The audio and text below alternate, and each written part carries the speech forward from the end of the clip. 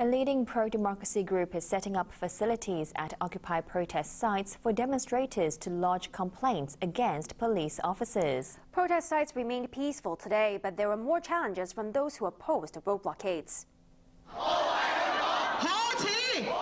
Letitia Lee of the Pro-Beijing Justice Alliance and her supporters were at the Wan Chai police headquarters this afternoon to protest against the three Occupy Central leaders, Benny Tai, Chen Qinman and Xu Yuming.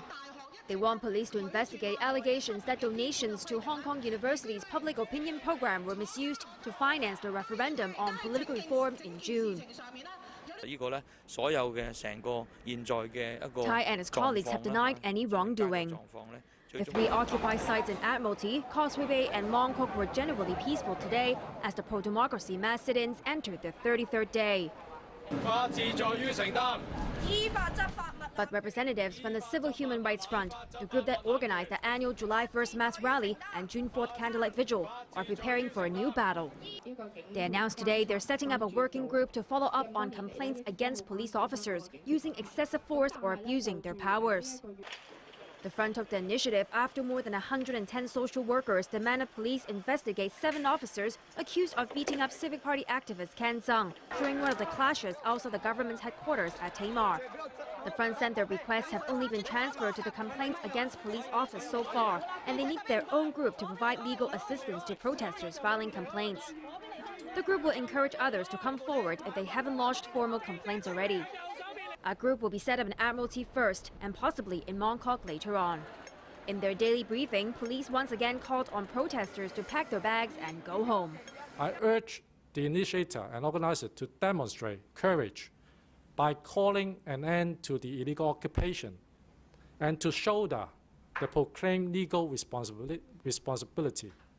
This is the only way to avoid injury to the protesters out there, particularly the students, to truly respect the rule of law and to safeguard Hong Kong's long-term interests.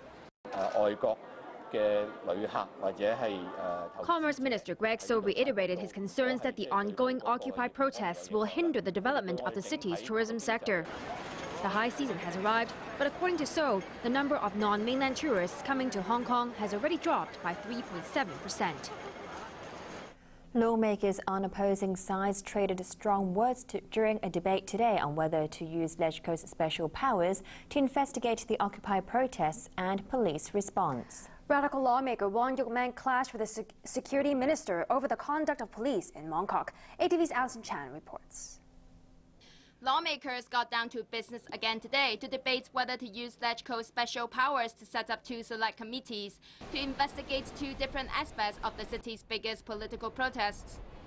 Pro-establishment lawmaker Andrew Leung and radical legislator Wong Yoke Man both sought to invoke the Powers and Privileges Ordinance to launch the probes. While Leung wants to investigate the funding of the protests, which began on the 28th of last month, and its impact on society, Wong called for the focus to be on how police dealt with tried attacks on protesters in Mong Kok. Wong accused officers of colluding with thugs, who he said were armed and sexually assaulted female protesters. He declared that the clean image of the police force had been thrown out of the window after officers ignored harassment by thugs and moved in only when someone was injured. He also described the Independent Police Complaints Council as a toothless tiger, saying its investigation into allegations against officers were not effective. DAB legislator Ann Chen launched a counter-offensive, displaying pictures of Wong in Mong Kok wearing black among people said to be triad members.